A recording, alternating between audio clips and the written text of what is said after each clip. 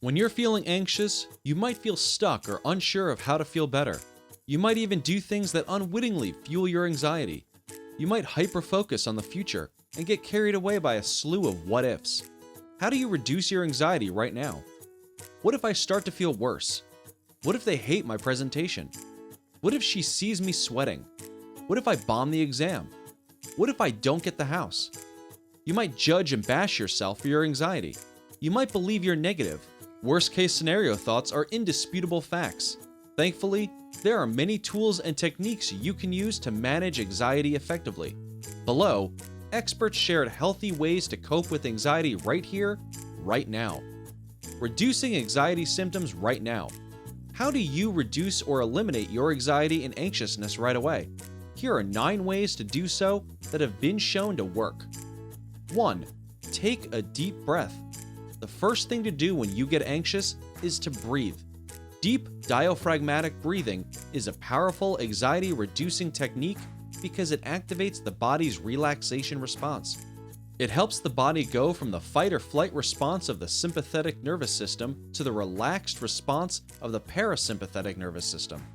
Try slowly inhaling to a count of 4, filling your belly first and then your chest, gently holding your breath to a count of 4, and slowly exhaling to a count of 4 and repeat several times. 2.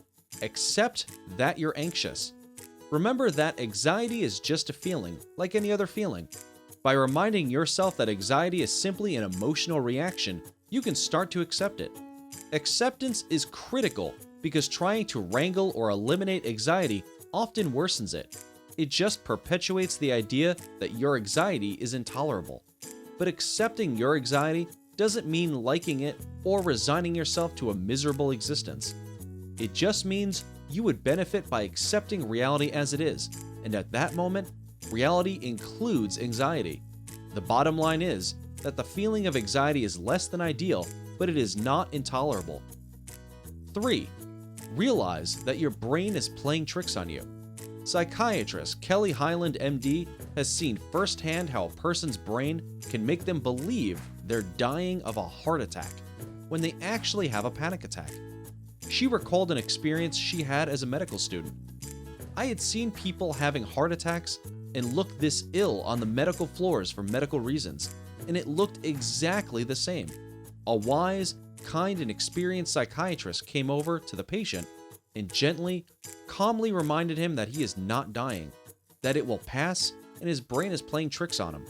It calmed me too, and we both just stayed with him until the panic attack was over. 4. Question your thoughts.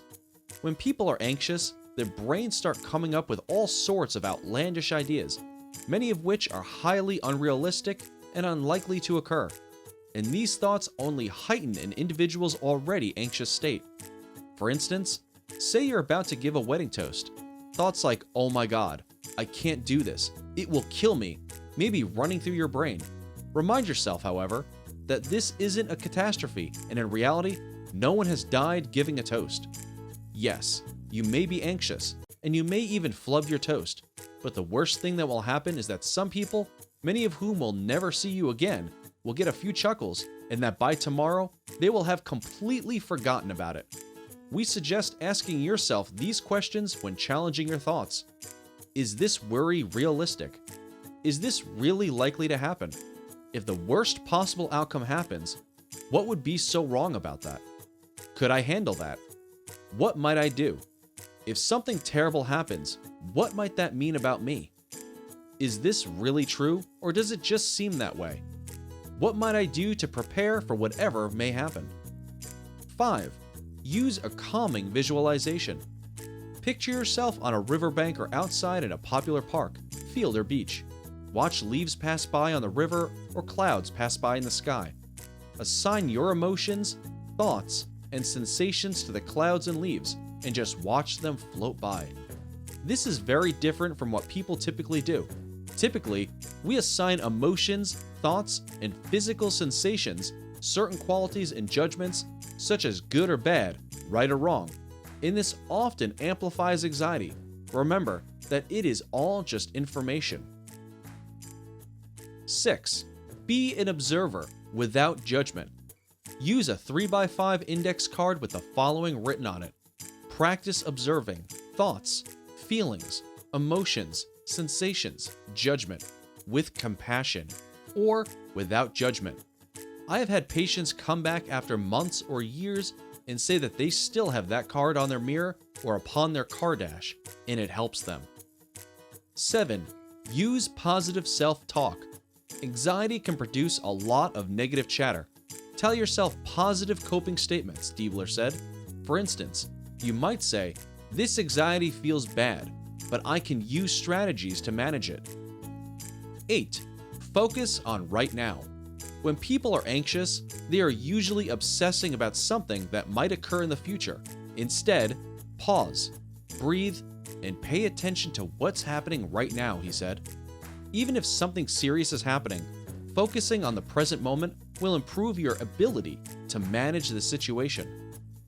9. Focus on meaningful activities. When you're feeling anxious, it's also helpful to focus your attention on a meaningful, goal-directed activity. Ask yourself what you'd be doing if you weren't anxious. If you were going to see a movie, still go. If you were going to do the laundry, always do it. The worst thing you can do when anxious is to sit around obsessing about how you feel passively. Doing what needs to get done teaches you key lessons, he said. Getting out of your head feels better. You're able to live your life even though you're anxious, and you'll get things done. The bottom line is, get busy with the business of life. Don't sit around, focusing on being anxious. Nothing good will come of that.